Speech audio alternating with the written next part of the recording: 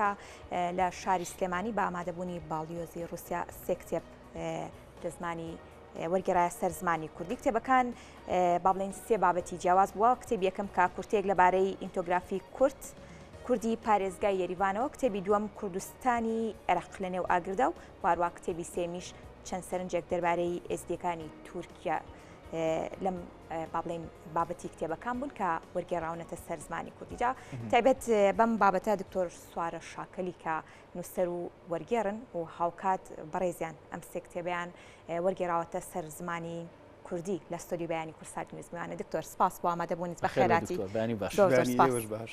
بانگێشکردنتان بە خێراتی. دکتۆر بیرۆکە چی بوو کە بیرت لەوە کردەوە ئەو سێ کتێبە هەڵبژێریت و وەری بگەڕیتە سەر زمانی کوردی؟ بەڵێ بەڕاستی من ماوەی 16 ساڵ لە رووسیا بووم و بەتایبەتی 6 ساڵی کۆتایی لە مۆسکۆ و کۆمەڵی لاوانی کوردناسیمان هەبوو، ئیشمان لەسەر کوردناسیە کرد، چەندین کۆنفرانسمانە کرد و ماوەیەکیش چوومە پەیمانگای ڕۆژهەڵاتناسی. ئەو کات زیاتر تێکەڵ بە دۆکومنتی ئەرشیفکاری بووم و لەگەڵ کاتێکە مرۆڤ تێکەڵی مێژووی ئەم میلەتە چەساوە بەش خوراوەی ئێماکە ئەگاتە ئەو بڕوایی ناچارە بگەڕێتەوە بۆ مێژوو، بگەڕێتەوە بۆ دۆکومنتە ئەرشیفکراوەکان، لەوێوە ڕەگ و ڕیشەی کۆمەڵێک بابەت بخاتە ڕوو. ئەم کتێبانەی ئەمڕۆ ئەوەی کە ناساندنی بۆ کرا ئەوە 20مین کتێبی وەرگێڕراوی منن.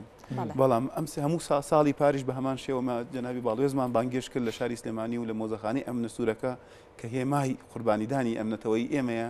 لەوێ هەم دیسانە و ناساندمان کرد. ئەم ساڵ تۆزێک جیاوازمان کردمان بە سێ کتێب. ساڵی پار دوو کتێبمان ناساندن بۆ کرد، گەشتنامەی ئەلفیرۆڤ بوو و لەگەڵ کورد لە بیرەوەریەکانی پریماکۆڤی مەزندا. ئەم ساڵ سێ کتێبمان ئامادە کرد و ئەم سێ کتێبە دوانیان بە ئەلفوبێی قەیسەری نوێی کۆنی رووسیا نووسراوەتەوە. بەو زمانە نووسراوەتە کە ڕووسەکان خۆشیان ئێستا تااقەتیان نییە بیخوێنەوە. بەڵام ئەگەر ئێمە دین کاتێک کە من هاتم لیان ورد بوومەوە کۆمەڵک بەڵگەی گرنگ هەیە کە لای ئێمە تەنانەت تا ئێستا ڕاستیەکان بە شێوەیەک شێوێنراون، پێویستیان بەم بەڵگانێت تا تاکی کورد لی تێبگا، تا ناوەندە زانستیەکان تێبگەن. بۆ نمونە کاتێک کە ئێمە باس لە کوردی پارێزگای یەریوانەکەین، ئەم کتێبە لەلایەن ئیگیزارۆڤی توێژەری ئەرمەنیەوە نووسراوە ساڵی 1991 و ئەم کتێبە لەلایەن کۆمەڵی جوگرافیاناسی رووسیای قەیسەریەوە پارەی بۆ تەرخان کراوە. ئەم پیاوە هاتووە لادێ بە لادێ گەڕاوە، گوند بە گوند لەگەڵ هەموو خێزانەکانە دانیشتووە. بە شێوەیەک هاتووە باس لە مێژووی کوردەکە لەو ناوچەیە، باس لە دنیابینی کوردەکە، باس لە فەلسفەی کوردیەکە، باس لە هۆزەکانی کوردەکە، شوێنی نیشتەجێبوونیان کە ئێستا ئەگەر ئێمە بین تەماشا بکەین دیمۆگرافیای کورد لە وڵاتە بە تەواوەتی شێوێنراوە. کۆمەڵێک هۆز باسەکە کە ئەڵێ ئەمانە کوردن، هاتووە تەنانەت لە بەشێکی تر ئیسا خەریکی کتێبێکی ترم باس لە زمانی کوردەکانی پارێزگای یەریوانەکە هەر هەمان نووسەرە، تەنانەت هاتۆ شعری ئەو خەڵکی ئەو ناوچەی هێناوەکە ئەم هۆزانە ئێستا تەنانەت نکۆڵی لە کوردبوونیان نەکرێت. ئێمە لێرەوە منە و کاتە گەیمە و قەناعەتی کە پێویستەکان کتێبانات پێشکەش بە کتێبخانەی کوردی بکرێن و هیواداریشم بتوانین کلێنێکی بچووکیش بێ پڕ بکرێتەوە تاوەکو بێتە دەست پێشخەری توێژەران و نووسەران ڕوو بکەنە ئەرشیفخانە دەوڵەمەندەکانی رووسیا، چونکە رووسیا و توێژەرانی ڕاستە هەموو نووسینێک ئامانجێکی لە پشتە بووە، بە تایبەت لەو سەردەمەیە. بەڵام لە ئێستاە ئەمانە بەڵگەی حاشا هەڵنەگرن بۆ ئێمە، چونکە ئێمە تا بێت زیاتر دەستدرێژیە کرێتە سەرمان، تا بێت دیمۆگرافیەکەمان گۆڕانکاری بەسەرادێت لە ڕووی سیاسیە و مێژومان ئەو مێژووی هەمانە بەتەواوەتی تیا چووە. بۆ نمونە کاتێک کە باس لە کتێبەکەی کارسۆفەکەم ئەوەی چەند سەرنجێک دەربارەی یەزیدیەکانی تورکیا هەڵبەت کارسۆف 1979 جێگری قونسڵ بۆ لە مووسڵ. ئەم کەسە هاتووە ڕاستەوخۆ لەگەڵ یەزیدەکانت مامەڵەی کردووە و ئەو کاتە تورکیا لە منتخەیە هەبووە، یەک وڵات هەبووە، عێراق و وڵاتانی دیکە نەبوون، بۆیە ئەڵێ چەند سەرنجێک دەربارەی یەزیدیەکانی تورکیا. من کاتێک کە کتێبەکەم تەواو کرد تەماشام کرد نرخی ئەم کتێبە زیاتر ئەبێت کە بتوانرێت ڕووسەکان خۆشیان سوودی لێ ببینن و کوردەکانی قەوقازیش سوودی لێ بینن. ناچار سەر لە نیە ئەم کتێبەم بە زمانی ڕووسی نوێ داڕشتۆتەوە لە کۆتایی کتێبەکەیە. بەڵام کاتێک تەماشای ئەمەشم کرد بۆ ئەوەی زیاتر نرخی ئەم کتێبە دەربکەوێت بۆ ئێمە، هاتم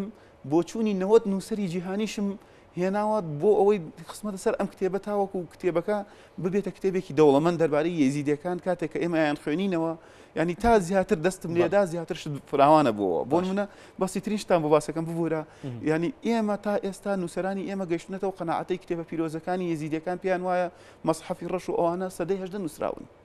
لە کاتێکە من کاتێک کە کەوتمە گەڕان لە ناو کتێبخانەی عەرەبیە ئیبن وەحشیە ساڵی 800 هاتووەتە منطقە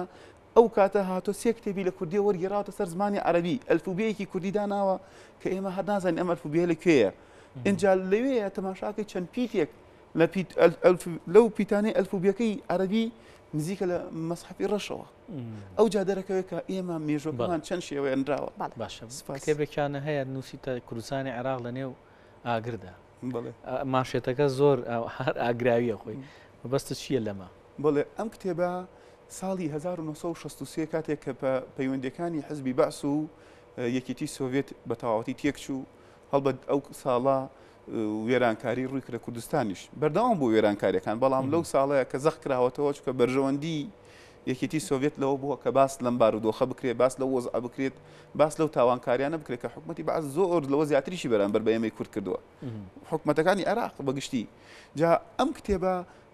دیمچنکۆ نوێنەری ڕۆژنامەی پراودە بووە لە شاری بەغا وە خۆشی نوێنەری مارکسیەکانیش بووە کۆمونیست بووە کابراایکی کۆمونیست بووە تا دواساتی ژیانی ئەم پیاوە هاتووە لێرە گەشتێکی کردەوە بە کوردستانە باس لەو سەردەماکە کە حکومەتی عێراق چی بەرامبەر بە کوردەکە کۆمەڵی خاڵی زۆر گەورەیەک خستۆتە بەرچاو و گرنگترینیان ئەوەیە کە لەو سەردەمایە کوردی هێشتا یەکگرتو دەرکەوتون بۆیە نووسەریش هاتووە زیاتر کاری لەسەر ئەمە کردو دیارە نووسەر هەستی بەو جیاوازیانە کردەوە کە لە نێو بزوتنەوەی ڕزگاری خوازی کووردا هەن بەڵام هاتووە بۆ ئەوەی پیشانی جیهانی بداڵێ کورد یەکن باس لە سەرکردایەتەکانەکە بە تایبەت باس لە دیبلۆماسیەتی جەنابی مام جەلالەکە لە گفتوگەکانە باس لە توانای جەنابی مامۆستا ئیبراهیم ئەحمەدەکە کە ئەو کاتە لە بەغا بوو ئەم چاوی پێکەوتووە و لە هەموو گرنگتر ئەوەی باس لە هەوڵی سۆڤێتیشەکە کە ئێمە بەداخەوە هەر کۆمەڵێک لایەنی خراپی سۆڤێت هەڵەبژێرین لەو ساڵەیە یەکێتی سۆڤێت بۆ یەکەم جار لە نەتەوە یەکگرتوەکان شکاتی کردووە لە ڕێی مەنغۆلیای سۆڤێتیەوە ئەڵێ نابێ کوردستان کوردەکان بەو شێوە بچەوسێنرەونەوە لە کوردستانی عێراقا ئەم خاڵانە هاتووە دمچینکۆ بە راپۆرتێکی ڕۆژنامەنووسی بە شێوەیەکی زۆر جوان دایڕشتۆتەوە من بۆ یەکەم جار لە ساڵی 2015 و کاتە لە مۆسکۆ بووم لە پەیمانگای ڕۆژهەڵاتناسی چەند جارێ ناوی هات بەداخەوە هەرچەند گەڕام ئەم کتێبەم دەست نەکەوت دوایی لە ئەرشیفە ئەم کتێبەم دەست کەوت لەبەریم نووسیەوە پاشانیش وەرم گێڕاوە سەر زمانی پاراوی کوردی باشە دکتۆر دیارە وەرگێڕانی ئەم کتێبانیان وەکو خۆت ئاماژی پێدەدەی خوێنەوەی ئەم کتێبانە لە زمانە جیاوازەکان و وا ئەکات کە بە چەندین لایەنی مێژووی کورد ئاشنا بیت و بێتە هۆکاری ئەوەی کە ئەو دیوە شارانەوەی شاراوانەی کە لە ڕووی مێژووە پێی ئاشنا نەبووی جارێکی دیکە پێی ئاشنابین کەواتە وەرگێڕانی و کتێبانە تا چەندە هۆکارە بۆ دەوڵەمەندکردنی مێژووی کورد و ئاشنابوون بە هەندێک دیوی مێژووی کورد بێشک با لەوە دەست پێ بکەین هیچ کارێک بێکەم و کوڕی نییە وەک چۆن هیچ مرۆڤێک بە دەرنیە لە سەرنج و تێبینی ئەم کارانە بە دڵنیایە و پێچێت دەرگایەک بێت کە من کرد بێتمەوە و هیوادارم توێژەران ئێمە چکە نەم ساڵانەی کۆتاییە ئێمە خوێنکارێکی زۆرمان لە رووسیا خوێنن ئەمە دەرگایەکە بۆ ئەوە چکە ئێمە لە بیرمان نەچێت پاش ئەوەی کە ڕووسەکان گەشتە ناوچەی خەوقاز ڕاستەوخۆ بەرکەوتیان لەگەڵ کووردا هەبووە و وەزارەتەکانی خارجی وەزارەتی ناوخۆی رووسیای قەیسەری سەدان کتێبیان دەربارەی کورد نووسیوەتەوە دەربارەی کەلتور دنیابینی کورد شێوازی کورد ئاین و ئاینزا کوردیەکان ئەم کتێبانە سەرچاوی زۆر زۆر بە نرخن بێگومان هیچ کارێک لە خۆوە نەبووە و بە تایبەتی ئەو وڵاتە گەورانە کاتێک کردویانە بەرژەوەندی خۆیان هەبوو لە نووسینەوەیان هەوڵیان داوە لە کورد تێبگەن بۆ ئەوی مامەڵە لەگەڵ کووردا بکەن بەڵام ئەم کتێبانە بۆ ئێمە بەڕاستی گەوهرن و ئەم گەوهرانە پێویستەکە بۆ توێژەران بخێنە ڕوو تاوەکو سوودیان لێ ببینێت چونکە ئەگەر ئێمە نەتوانین ئەم کتێبانە وەربگێڕین تێناگەین لایەنێکی بۆش هەیە ئێمە تەماشاکەین مێژووی ئێمە بە زەبری ئاگر و ئاسن و پارە بەلاڕێیانە بردووە بەداخەوە لە بەرژەوەندی گەلانی باڵادەستی ئەم ناوچەیە نووسراوە و خوێنەرانی ئێمە تا ئەمڕۆ بە تایبەت توێژەرانی ئێمە تا 5 ساڵی ڕابردوویش ئاشنا بوونە بە ئەدەبیاتی وڵاتانی دەوروبەری ئێمە بەڵام ئێمە مێژووی ئێمە لە شوێنی دیکەیە لە رووسایە لە وڵاتە دوورە دەستە گەورەکانە لە ئەرشیفخانە گەورەکانایە ئەمانە من ئەمەوێت لێرەوە هەوڵی خۆم خەمە سەر ئەوە بڵێم وەرن با پێکەوە لێرە ئیشکەین بۆ ئەوی مێژوەکەمان ساخکەینەوە هیچ نەوێت کلێنێکی لێپڕکەینەوە. بەڵێ دکتۆر با دوا پرسیارەوە بکەم کە ماوەیەکی زۆر ساڵانێکی زۆر تۆ لە رووسیا ژیاوی ئێستا سنتەرێکی لێکۆڵینەوەی کوردی هەیە لە وڵاتە یعنی یاخود هەوڵێک هەیە بە سنتەرێکی وا چونکە ئەم بابەتانە بابەتی گرنگن ئەگەر تۆ بتەوێ ئەم بابەتانە کۆ بکەیتەوە بێگومانە بێ سنتەرێکی شەهەبێ لێەوە کار لەسەر ئەم بابەتانە بک بۆی کە بتوانێت ئەم هەوڵێک بێ بۆ یارمەتیدانی ئەو چەند نووسەرێکی تریشکا و کاراکە. وڵی بەداخەوە پەیوەندەکانی کورد و ڕووس ئەوەی وای کردو ئێمە بەو شێوە دابڕاوین لە رووسیا تا ئێستا کادری گونجاو و باشمان نییە و تا ئێستا لە ڕووی پەیوەندەکانمانەوە بەرژەوەندەکانی ئێمەش لەگەڵ رووسیا نەگەشتۆتە هێندە بتوانین بودجەی بۆ تەرخان بکەین بۆ نە کە من لە رووسیا بووم کۆمەڵی لاوانی کوردناسیمان دامەزران لە سەروبەندی ڕیفراندۆم و ئەو بەزمانەیە 4 کۆنفرانسی گەورەمان لە 4 زانکۆی گەورەی رووسیا ئەنجامدا چەند جارێک میوانمان لە کوردستانەوە داواتە کرد بەڵام ئەمانە هەوڵی شخصی بوون ئەمانە لەسەر بنەمای لە خۆگرتنەوە بوو بۆ خزمەتکردن بە دۆسیەی کورد و کارکردنی زانستی و